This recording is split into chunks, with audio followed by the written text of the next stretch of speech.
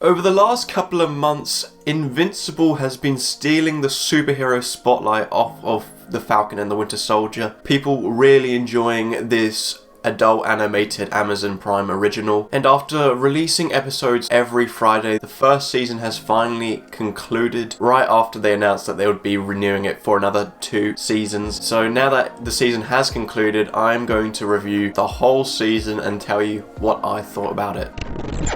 Invincible follows Mark Grayson, played by Steven Yeun, whose father, Omni-Man, is the most powerful superhero on the planet. As Mark hits puberty, he begins to develop his own superpowers. This is an adaptation of a Skybound comic from the creators of the Walking Dead comics as well, so I was very excited to check this one out. Let's get into the pros and the cons for Invincible Season 1.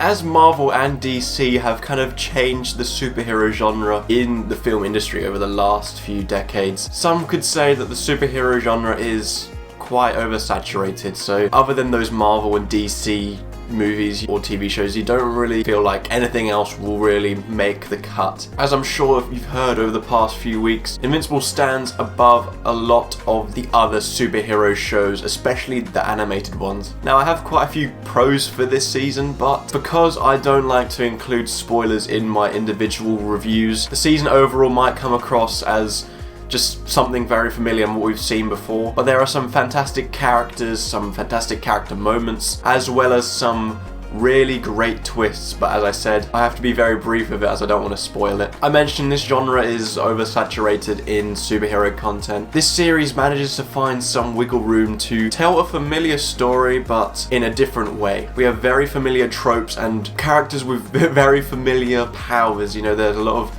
comparisons to maybe the Justice League with some of their superheroes, but I guess that's just what superhero content is like these days. But in doing so, it gives us something fresh and unique that we haven't really experienced too much of recently, especially in an animated form. It doesn't have that same unique look as Into the Spider-Verse, but it does feel like you're flipping through comic book pages and it feels like they're literally taken out of the comic right onto the screen. I personally haven't read any of the comics, but looking at some kind of breakdowns after the episodes have been released, you can see where they literally copy off the page and put it onto the screen. The voice cast here was superb, and after watching the first episode I was like, yeah, damn, they were pretty good. But then I looked at who was in it, and we had so many great actors voicing these characters. Some you can recognize, like Jason Mantzoukas, Seth Rogen, obviously J.K. Simmons.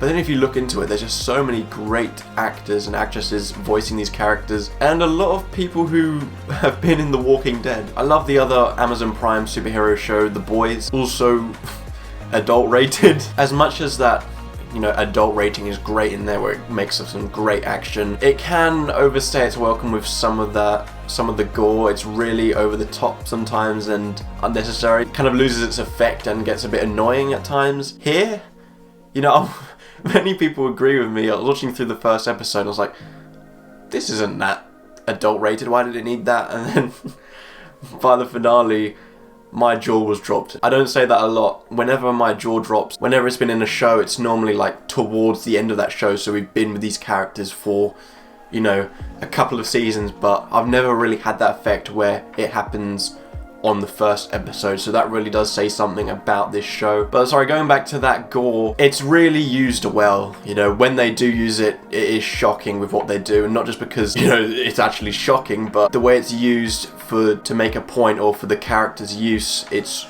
you know, shocking for what that character does or just the moment in itself. Whereas The Boys uses it a bit unnecessarily, this one does use it necessarily, if that makes sense. So you can go like a whole episode without any sort of gore, and then some really shocking battle at the end happens, and it just feels right. Obviously, these characters are very powerful, so it makes sense that this sort of gore would happen. And that does play into the finale, which was the one released yesterday. You know, I've been watching TV shows a lot this past year as we've been stuck indoors, although we've had a lot of free time on our hands, and I've seen some great finales.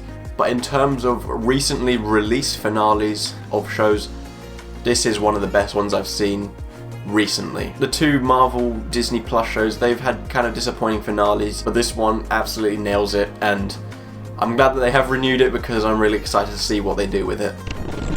Moving into the cons, the sort of negatives for this show, or should I say negative, you know, what it was going for, it mainly did the job and it did it really well, so it was hard to find any real negatives.